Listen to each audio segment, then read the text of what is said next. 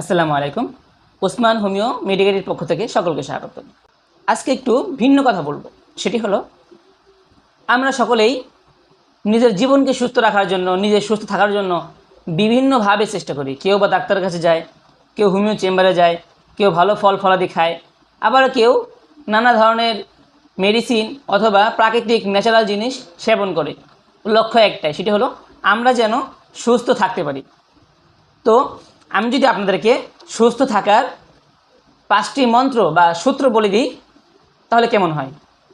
হ্যাঁ, আজকে আমরা এটা নিয়ে আলোচনা করব যে সুস্থ থাকার 5টি মন্ত্র অথবা 5টি সূত্র, যেটিকে ফলো করলে আমরা মূলত সুস্থ নিজেও থাকতে পারবো এবং অন্যকেও এটিকে জানানোর মাধ্যমে অন্যদেরকেও সুস্থ থাকায় সাহায্য করতে পারবো। আমি যে কথাগুলো বলবো এগুলোর মধ্যে শুধু খাওয়াই থাকবে না, বরঞ্চ আমরা কি বেশি খাবো, কি কম খাবো, এগুলোর